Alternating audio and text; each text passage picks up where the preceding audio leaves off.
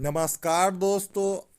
आशा करता हूँ आप सब अच्छे होंगे। आज हम मैथ के कुछ महत्वपूर्ण क्वेश्चन को डिस्कस करेंगे जो रेलवे एनटीपीसी सीबीटी 1 2020-21 के एग्जाम में पूछे गए थे और आने वाले आगामी exam NTPC CBT 2 2022 group D 2022 या अदर गवर्नमेंट कॉम्पिटिटिव एग्जाम के लिए महत्वपूर्ण है। तो चलिए वीडियो शुरू करते हैं। फर्स्ट क्वेश्चन है, एक 87 मीटर लंबी ट्रेन 36 किलोमीटर प्रति घंटे की गति से चल रही है। यदि पुल की लंबाई 163 मीटर है तो ट्रेन कितने समय सेकेंड में पुल को पार करेगी। तो चलिए क्वेश्चन बनाते हैं। देखिए, ट्रेन की स्पीड है 36 किलोमीटर पर आवर और ट्रेन की लेंथ है बराबर 87 मीटर और पुल की लेंथ है बराबर 163 मीटर और ट्रेन को पुल को पार करना है तो टोटल लेंथ हो जाएगी 87 + 163। 7 3 10, 8 6 14 1 15, 1 1 2। टोटल लेंथ हो गई 250 मीटर और ट्रेन को 36 किलोमीटर पर आवर से इसको पार करना है। तो लिया गया समय होगा टी बराबर डिस्टेंस डिवाइड स्पीड। तो डिस्टेंस है 250 मीटर और स्पीड है 36 किलोमीटर पर सेकेंड। डिस्टेंस मीटर में है तो इसको भी हम मीटर पर सेकेंड में चेंज कर देंगे तो 5/18। 18 × 18, 18 × 36, 250/10। 0 से 0 कट गया, 25 सेकेंड। आशा करता हूँ आपको ये क्वेश्चन समझ में आएगा। बढ़ते हैं अगले क्वेश्चन की तरफ। अगला क्वेश्चन है, एक छात्र 170 अंक प्राप्त करता है जो 34% के समतुल है। यदि वह 200 अंक प्राप्त करता है तो अंकों का समतुल प्रतिशत होगा। चलिए क्वेश्चन लगाते हैं।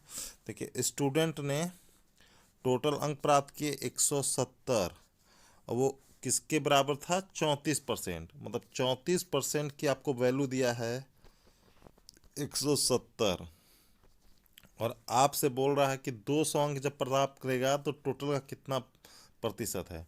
तो पहले हम टोटल निकालेंगे। तो 100% की वैल्यू निकालेंगे। 100% बराबर 170 × 100/34। 17 एकम 17, 17 दूनी 34, 2 एकम 2, 2 5 10 बराबर 10 × 50 बराबर 500। टोटल अंक हो गए 500। अब बोल रहा है कि 500 अंकों में से स्टूडेंट को अगर 200 अंक मिलते हैं तो किसके बराबर है। तो चलिए प्रतिशत निकाल लेते हैं। प्रतिशत 200 × 100 टोटल अंक है 500। 2 0 से 2 0 कट जाएगा। 5 एकम 5, 5 दूनी 10। प्रतिशत बराबर 40%। आशा करता हूँ ये भी क्वेश्चन आपको समझ में आएगा। बढ़ते हैं अगले क्वेश्चन की तरफ। अगला क्वेश्चन है, एक फल विक्रेता के पास कुछ सेब थे। वह 40% से बेचता है और उसके पास अब भी 420 सेब हैं। तो शुरुआत में उसके पास थे। तो चलिए क्वेश्चन लगाते हैं। मान लेते हैं, माना विक्रेता के पास सेबों की संख्या थी 100%। वो बेचता कितना है? 40% बेच देता है। बेचा 40%। तो बचा उसके पास सेब बराबर 100 - 40 बराबर 60%। और बोल रहा है अभी उसके पास 420 सेब बचे हैं। तो 60% की वैल्यू आपके पास 420 दी है और आपसे 100% की वैल्यू पूछ रहा है। तो 100% की वैल्यू निकाल लीजिए आप। 100% बराबर 420 गुणे 100/60। जीरो से जीरो कट जाएगा, 6 कम 6, 6 सत्ते 42। 100% की वैल्यू हो गई 700 सेब। आशा करता हूँ ये भी क्वेश्चन आपको समझ में आया होगा। बढ़ते हैं अगले क्वेश्चन की तरफ। अगला क्वेश्चन है, एक विद्यालय में 20% छात्र 8 वर्ष से कम आयु के हैं। 8 वर्ष से अधिक आयु के छात्रों की संख्या 8 वर्ष की आयु के छात्रों की संख्या के 2/3 है, जो 48 हैं। तो विद्यालय में छात्रों की कुल संख्या ज्ञात कीजिए। तो चलिए क्वेश्चन लगाते हैं। देखिए, 8 वर्ष के छात्रों की संख्या कितना है? 20%। 8 वर्ष से कम छात्रों की संख्या कितना है? 20% है। 8 वर्ष से अधिक छात्रों की संख्या 8 वर्ष की आयु के छात्रों की संख्या के 2/3 है। तो मान लेते हैं कि 8 वर्ष के जो छात्र होंगे वो 3 होंगे, और 8 वर्ष से अधिक आयु की संख्या के जो छात्र होंगे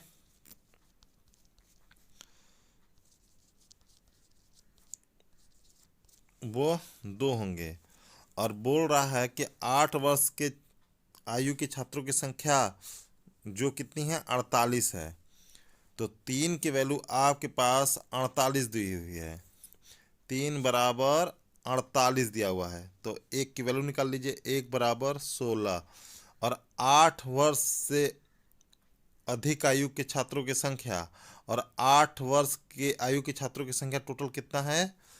3 और 2 5। तो 1 की वैल्यू अगर 16 है तो 5 की वैल्यू हो जाएगी 16 गुणे 5 बराबर 80। ये 8 वर्ष के आयु के छात्रों की संख्या और 8 वर्ष से अधिक आयु के छात्रों की संख्या है। और आपसे बोल रहा है जो 8 वर्ष से कम आयु के छात्रों की संख्या है वो है 20%। तो 20% की वैल्यू हो जाएगी 1/5। अगर टोटल छात्र 5 रहे होंगे तो 8 वर्ष से कम आयु के छात्रों की संख्या 1 रही होगी। और जो इसमें बचा है 4, वो क्या है? या तो 8 वर्ष के हैं या तो 8 वर्ष से अधिक है।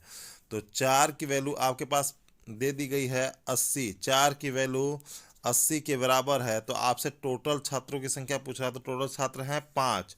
तो 1 की वैल्यू पहले निकालेंगे। 1 की वैल्यू 20 हो जाएगी। तब आप 5 की वैल्यू निकाल लीजिए। 5 की वैल्यू हो जाएगी 20 गुणे 5 बराबर 100 छात्र स्टूडेंट। आशा करता हूँ ये भी क्वेश्चन आपको समझ में आया होगा। बढ़ते हैं अगले क्वेश्चन की तरफ। अगला क्वेश्चन है, जब किसी वस्तु की कीमत में 35% की कमी की गई तो उसकी बिक्री में 80% वृद्धि की गई। यदि आय प्राप्ति x% वृद्धि होती है तो x का मान ज्ञात कीजिए। चलिए क्वेश्चन लगाते हैं। देखिए, किसी वस्तु की कीमत में 35% की कमी कर दी गई। तो 35% की कमी करने का मतलब है कि 35% की वैल्यू होती है 7/20। अगर कोई सामान पहले 20 रुपये का मिल रहा था, अब 7 रुपये की कमी कर दी गई, तो अब वो 13 का मिलेगा। कमी होने से क्या हुआ? पहले जो पहले से ज़्यादा सामान बिकने लगा। 80%। 80% की वैल्यू होती है 4/5।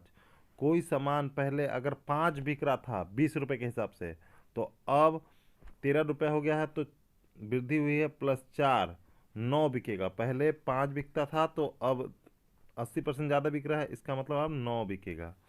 तो अब इसी को आप हल कर लीजिए। 20 रुपये के हिसाब से वो 5 सामान करता था, तो पूरा टोटल वो खर्चा करता था 100 रुपये।